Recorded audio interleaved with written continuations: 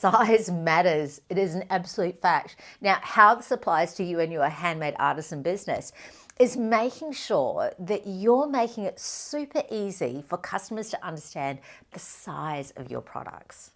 My name's Lena and I'm the very proud owner of madeit.com.au, and you can see me here every day, Monday to Friday, for the Handmade Daily. And the concept of this video session is to give you some little spark of inspiration or some little golden nugget that you can apply directly into your handmade artisan business. So today we're talking about size and we're talking about scale, and it's something that I'm still surprised at how many handmade artisans miss this. I'm hoping it's not you. And if it is, after today's session, we can clean that up a little bit. But we need to be able to understand the size of products when it comes to selling online. Like if we take this beautiful handmade basket here by Anna Glee Designs, I love her creations. But if I photograph this basket on its own without anything in the background, right? Let's say it could be sitting on a table or sitting on the corner of something. The customer has no idea whether the pot is massive or the pot is small.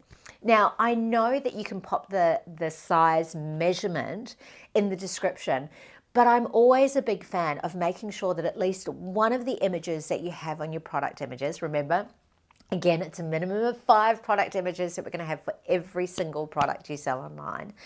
But you want to make sure that one of the product images shows the scale. Now, there's a few different ways to do this. Look, my personal preference is I love to see a hand, because I think that when you see a hand holding a product, or perhaps 2 hands, right, it gives you the idea of scale straight away. And this is for everything.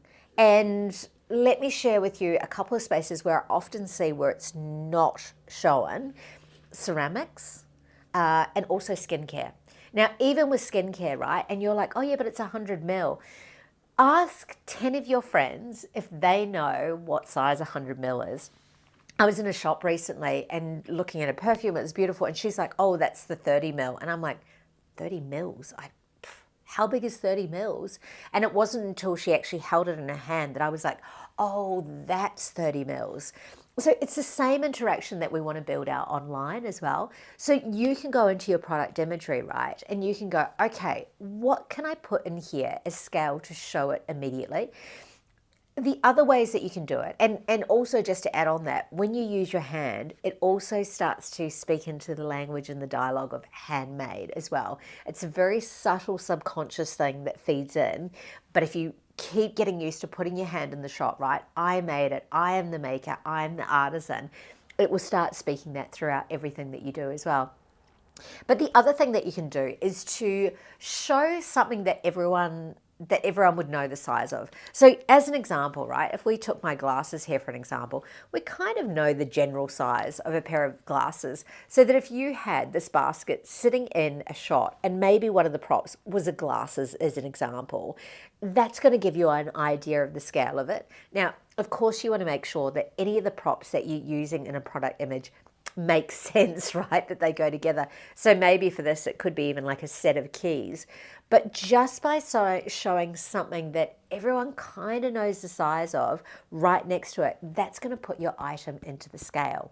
Now, the other thing that you can do is to literally have one of those images where you've got your product sitting there and you have arrows writing the dimension beside it that way.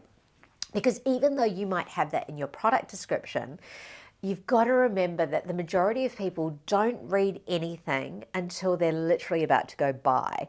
So in order for us to be able to take customers on a journey, to be adding to cart, to be purchasing, we want to make it super easy. And the easiest way to do that is through your product images. Think of them as a tool to get customers through the funnel.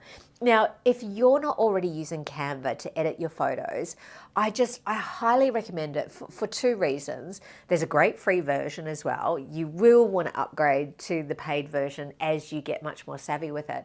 But also as well, the updates that they're doing to the platform are phenomenal. Now on Friday this week, I'm going to be, which is tomorrow, I'm going to be running a 75-minute live masterclass on this, and we've still got a few spots left. So I'll pop a discount code in the description as well if you'd like to come along and join us.